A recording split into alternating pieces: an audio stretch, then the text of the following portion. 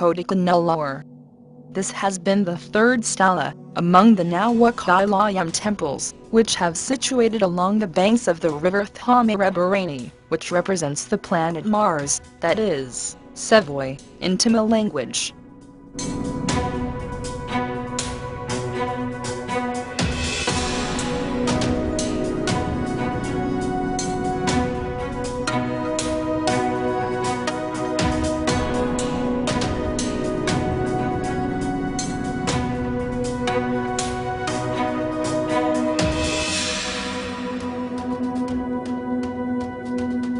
The sage Romasar, the prime disciple of the great sage Agasthiyar, had been in search of the 9 lotus flowers, which were dropped on the stream of the river Thamirabarani. At its origin, at last had reached the place Kodaganallur for the consecration of the third Lingam, after having consecrated the first and second Lingam at Papanasam and Cheranmadevi, respectively.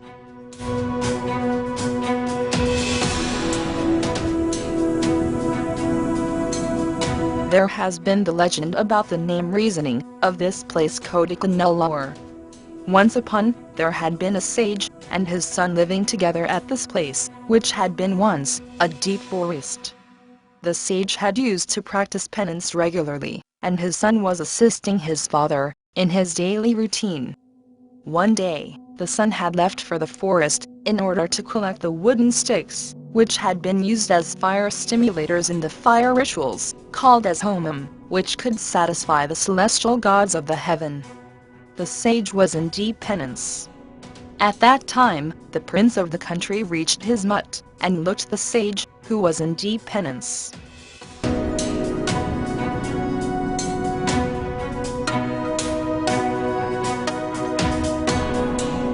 The prince, on having seen the sage in deep silence, wanted to ask something about his country's promotional affairs to the sage.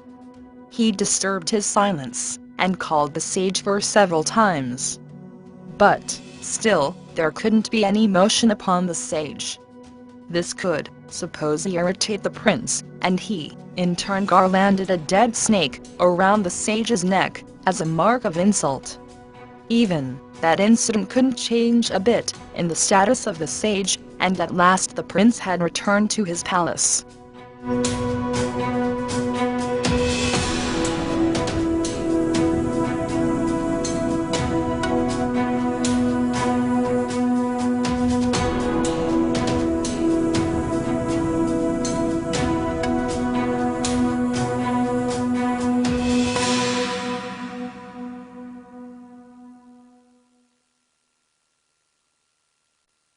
Meanwhile, the sage's son had returned to his mutt, and saw his father wearing the dead snake as a garland around his neck.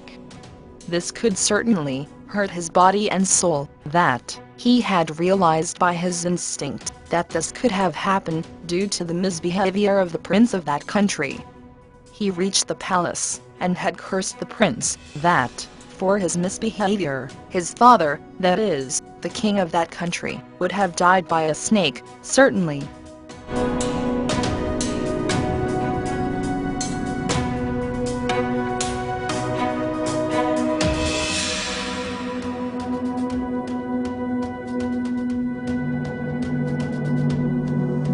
Having cursed by the sage's son, the king became very frightened enough to consult about that curse with his courteous astrologers, and had confirmed that he would have to meet his death by a snake bite. So, the king took all the precautionary measures to prevent him from that curse.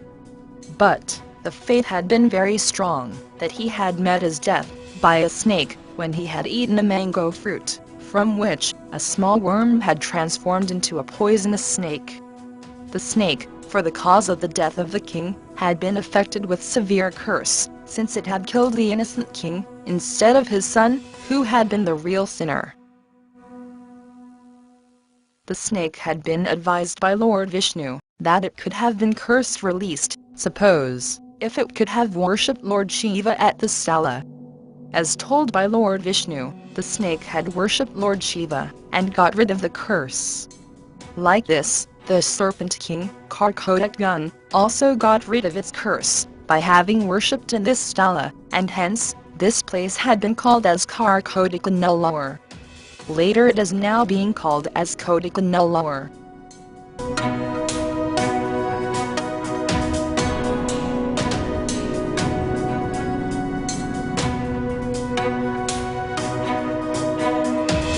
Here, there has been a strange tradition of tying up a yellow holy thread, consists of 58 turmerics, around the neck of the transcendental carrier, the nun the Bucca one. By having done so, it's been said that the delayed marriage could have been finalized very shortly.